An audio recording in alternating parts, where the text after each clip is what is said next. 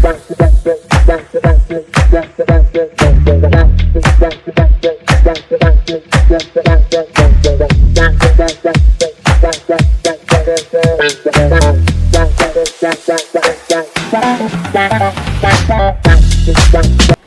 friends, welcome to this video. Are you guys tired of physics? So we are here to give you a different experience on physics. In this video, we will be discussing one of the main concepts of physics, that is Newton's laws of motion. So here we will talk about the great scientist Newton, and then we will define some of the basic terms of physics like motion, inertia and momentum, and then to the main topic, that is Newton's laws of motion and its application.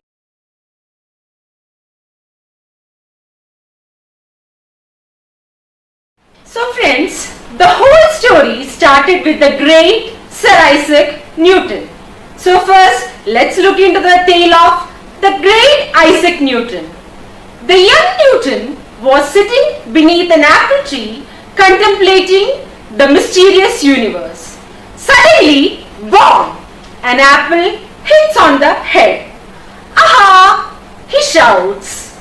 Perhaps it was a moment of eureka. In a flash, he understands the fact that the very same force that kept the apple crashing towards the ground kept the earth falling towards the sun and moon falling towards the earth, that is the gravity.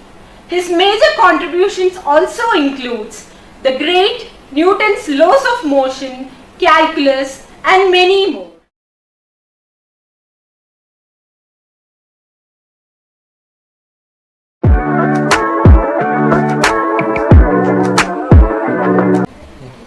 When we talk about motion or rest, it is with reference to some point known as origin. So now, with respect to change in position, we have two quantities which can be used to describe that change in position. They are distance and displacement. So now the question is, what is the difference between these two? Talking about distance, it is the total path length covered by the object during its motion. It can be represented only by magnitude.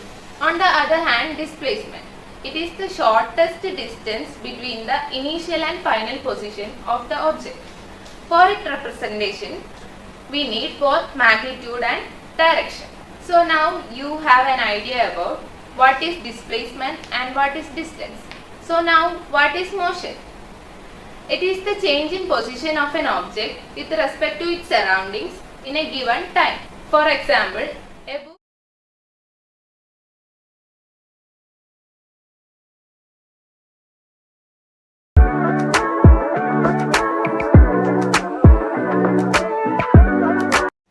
Newton formulated three laws of motion.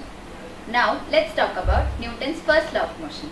Newton's first law of motion states that every object remains in a state of rest or uniform motion unless or until it is compelled by an external unbalanced force.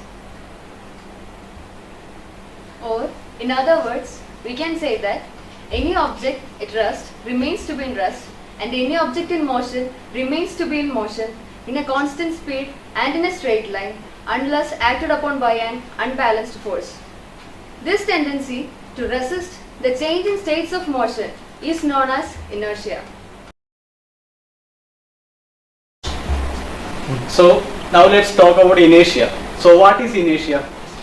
It is often defined as the tendency of an object to continue moving in a straight line at a constant velocity or to remain at rest unless acted upon by an external force.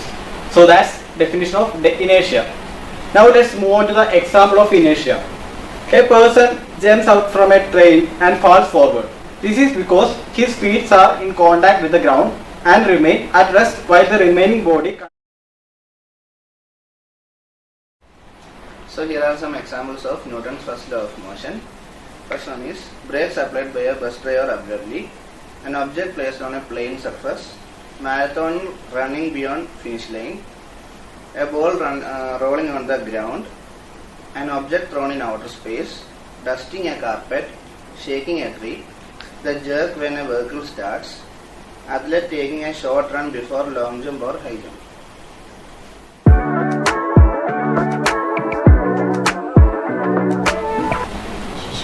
So since we have already had a look at Newton's first law of motion, now it's our turn to go into the Newton's second law. So Newton's second law of motion pertains to the behavior of objects for which all the existing forces on the object are not balanced. That means we are dealing with the cases of unbalanced forces for the first time. In the Newton's first law, we were dealing with only those cases where the forces acting on the body were balanced. Now, the second law states that the acceleration of an object is dependent upon two variables. Okay, we'll have a look at both of them. The first one is the net force acting on the object, and the second one is the mass of the object. So, how are they related? We'll get a look on them. The acceleration of an object depends directly upon the net force acting on the object. That means if the force applied on an object increases, obviously its acceleration will also increase. In the second case, it is a relation between the mass and the acceleration. So the mass and the acceleration are inversely related. What does it mean? It means that if the mass of the body increases, automatically the acceleration of the body will decrease. Now we'll get into the proper statement of Newton's second law as he stated it. So Newton stated his law as follows. The second law of motion states that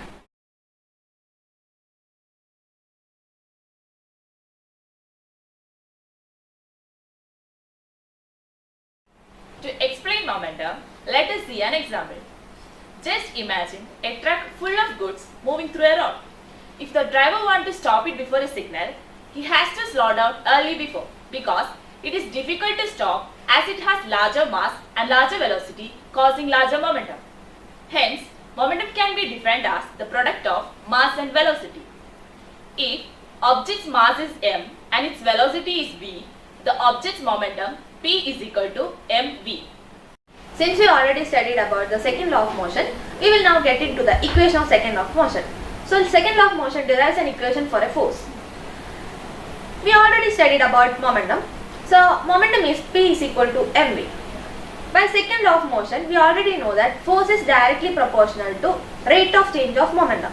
Since rate of change of momentum is dp by dt, we can rewrite it as F is equal to d by dt of m into v. In this occasion, we are taking mass as a constant.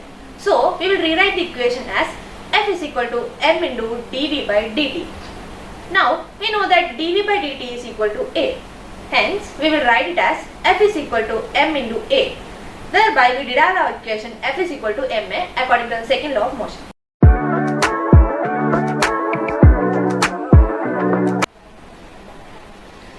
Finally, Newton came up with the third law of motion, which states that every action has an equal and opposite reaction.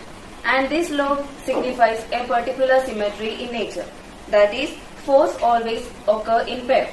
That means any body cannot exert a pressure or force on another body unless or until it